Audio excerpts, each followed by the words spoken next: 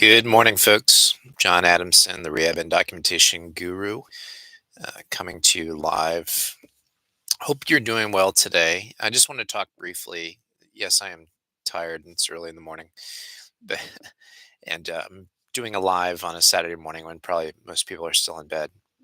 So if you end up joining me live, I'll be very impressed. So I want to talk briefly about May 1st this year.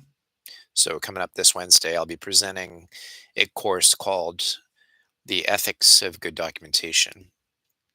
And I would encourage you, if you get a chance, to just share the information I've already shared on my YouTube channel. If you are friends with me on LinkedIn, if you don't mind sharing that link to the course, the more people that refer through the link I provided, the more money I make during the course, which I'm not going to lie is very helpful.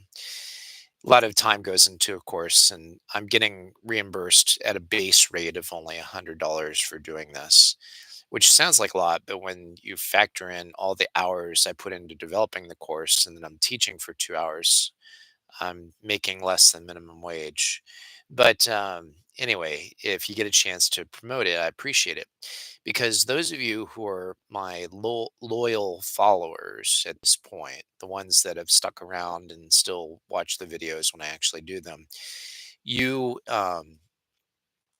you of course know probably that for a little while I changed the title of my channel to Seeking Light, and there's definitely still an element in which I want to promote, good rehab, good documentation, but also goodness, objective reality, things like that, especially with the chaos that is the current world that does not promote goodness, that, as the Bible would say, calls good evil and evil good, and that has really rejected a standard of objectivity in the world.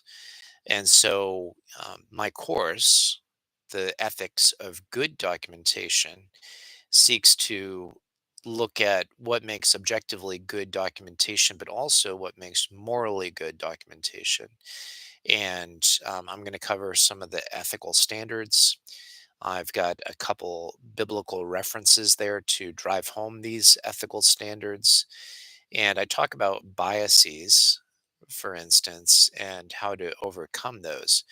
Now, those again that are loyal watchers of my channel know I'm a Christian. I make no bones about that.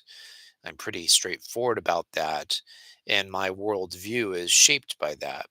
In the world of ethics, there's definitely Christian ethics, biblical ethics, but there's also mainstream, I guess you could call them secular ethical standards. And if you look through them, you would see that really they tend to mirror a lot of Christian ethics, or Judeo Christian ethics, or even some other world religions have some elements that are consistent with the ethical standards that we use in healthcare. So I'm going to be melding that. And I'm going to be talking about how to overcome biases between worldviews and come up with a common set of ethics that we can all say this is agreeable to us. So anyway, I'm looking forward to that. So again, May 1st, 2024, 5 to 7 p.m. CST. So what am I going to be doing in general? I'm going to cover, first of all, what evidence-based practice means, because proving medical necessity stems from that evidence-based practice. And then I'm going to cover a very brief section on what are ethics and what are the ethical standards. And I'm going to look at the APTA, AOTA, and ASHA's ethical statements, just a very brief summary of the principles they form their ethical standards off of. And then I'm going to meld that into proper documentation practice. So anyway, sorry it's bouncing around a little bit. I'm on my bicycle desk. I'm sitting it and I'm moving and it's causing the screen to jump. So anyway, check that out if you can. It will be available if you register for this summit. It's in my title description.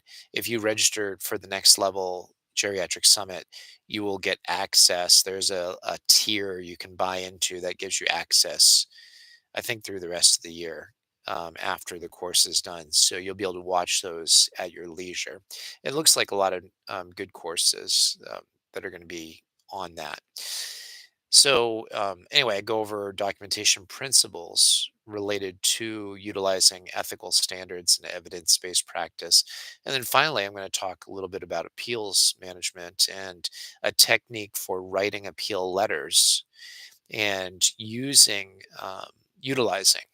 the words of the very insurer against themselves, holding them accountable, holding them to the standard of integrity, that their words actually mean something and they do something about their words. So, anyway, hope to see you there.